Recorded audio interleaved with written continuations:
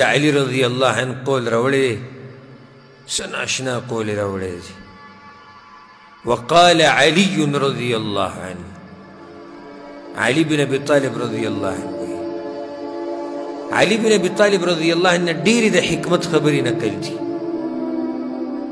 ډېرې د حکمت خبرې دي نقل دي چې ته ورځ الله موقع راکړي که نه نو انشاءالله د دغه خبرو باره کې به خبرې کوو دا چې کومې علي رضي الله عنه نقل دي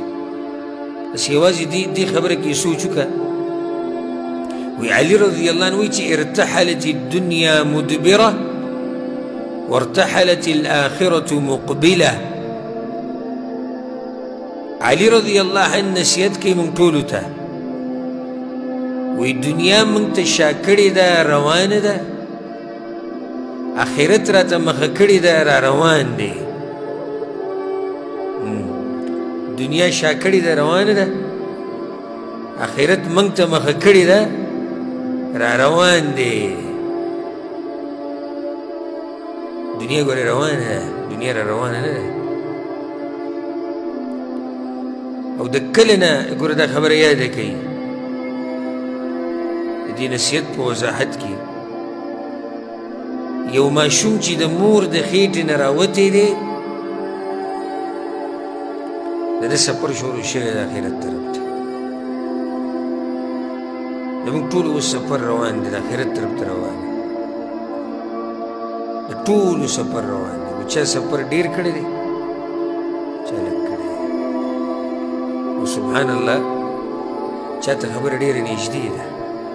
زموږ په دې ملګرو کې چې کوم موږ سره ناست دي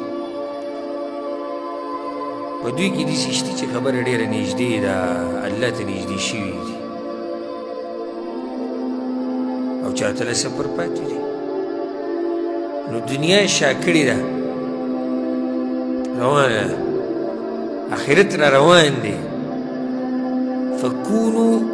من ابناء الآخرة علي رضي الله عنه وی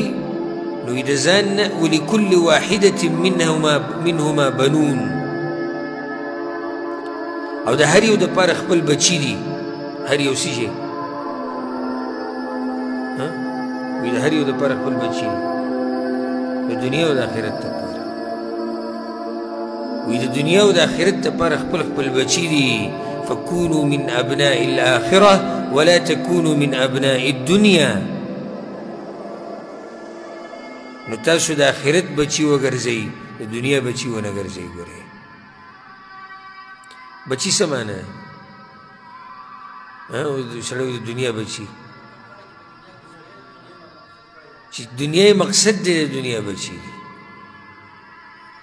آخرت چې مقصد دی د آخرت بچي دي فإن اليوم عمل ولا حساب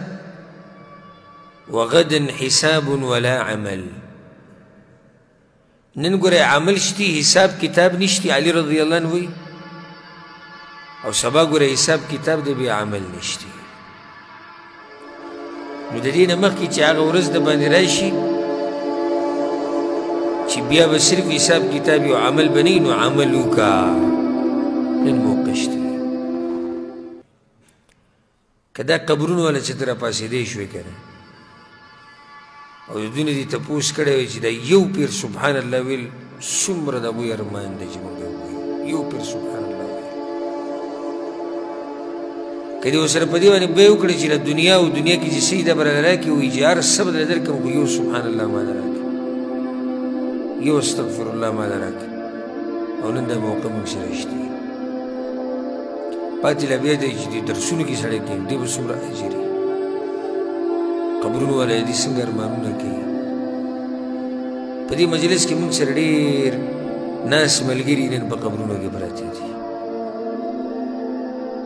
د خاورو ډېري په ولاړ دي که چېرته خبرې کېدی شو تپوس هم ترې کړی وی شي درس باره کې څه وایي دا به راته ویلی وي چې خوځېږي ته به داسې به راته ویلی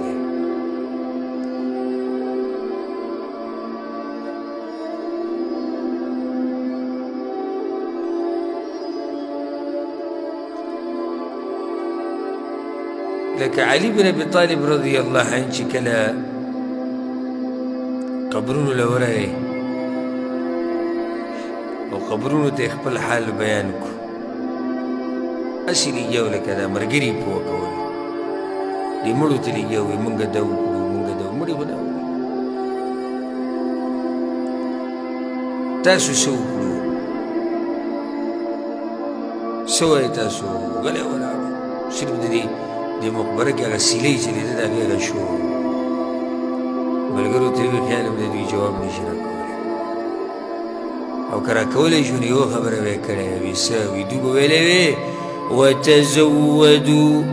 فإن خير الزاد التقوى دوی به موږ ته ویلی وي چې دا سفر ډېر اوږد دی ګورې ځان سره به توښه د تقوا راوړئ ګورې موږ به توښه کمه شوې ده